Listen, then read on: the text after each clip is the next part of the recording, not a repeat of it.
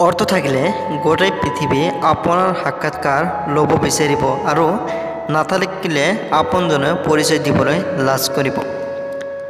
যি বুদ্ধিমান তেওঁ সকলো সময়ত কমকৈ কথা কয়, সমস্যাতকৈ সমাধানৰ চিন্তা বেছি কৰে। মনত ৰাখিব, যি মাছে মুখ বন্ধ ৰাখে সেই মাছ বৰশীত কেতিয়াও নালাগে। সুচিন্তা আৰু সুন্দৰ ব্যৱহাৰ জীৱনৰ বাগিচাৰ সেই দুপা ফুল যিয়ে আমাৰ ব্যক্তিত্ব সুগন্ধি কৰি তোলে। এই সংসাৰত কোনো সুখী নহয়, সকলো দুখী। কোনোবা নিজৰ দুখত, কোনোবা আনৰ সুখত দুখী।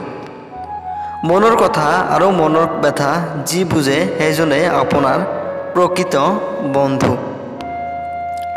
অসৎ সংগ কয়লাৰ দৰে, যি গৰম হ'লে হাত পুৰে আৰু ঠাণ্ডা হ'লে হাত কলা কৰি দিয়ে। কাপোৰ হ'ল বাহিৰৰ আৱৰণ, মানুহৰ আচল সৌন্দৰ্য হ'ল তেওঁৰ জ্ঞান আৰু ব্যৱহাৰ। সম্পৰ্ক ভঙাৰ অজুহাত পোৱা যায়, কিন্তু জোৰা লগাবলৈ সময় পোৱা নাযায়। যদি সম্পৰ্কৰ কাৰণে সময় নাপায়, তেনেহ'লে সময়ে সেই সম্পৰ্কক কঢ়িয়াই আনে। আপুনি যদি নিজৰ দুখ আৰু আনৰ সুখ বিচাৰিবলৈ বন্ধ কৰি দিয়ে, তেনেহ'লে আপোনাৰ জীৱনটো সহজ সৰল হ'ব। নিজৰ প্ৰতি ভৰসা আৰু বিশ্বাস থাকিলে পথ যিমানেই কঠিন হওক, ৰাস্তা আপুনি নিজেই বিচাৰি পাব।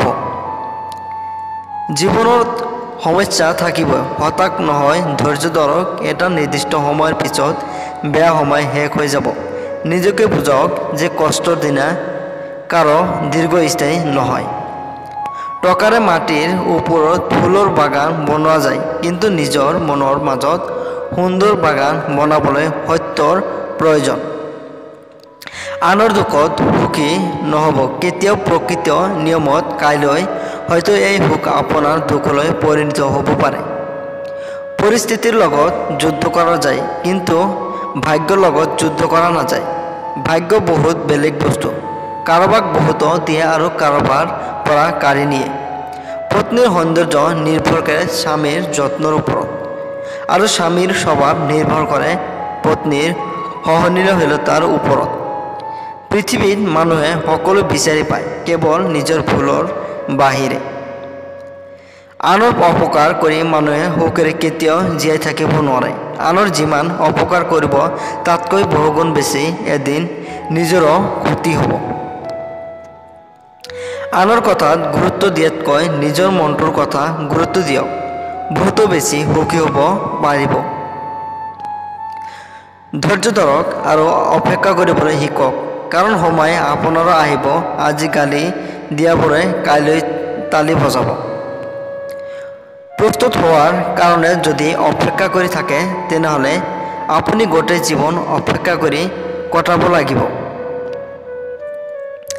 ভাগি পৰাটো জীৱন নহয়, ভাগি পৰাৰ পিছত নিজকে তৈয়াৰ কৰাটো আচল জীৱন। সেইসকলো জীৱনৰ পৰা আঁতৰি অহাই ভাল, যাৰ কাষত আপোনাৰ কোনো মূল্যই নাই।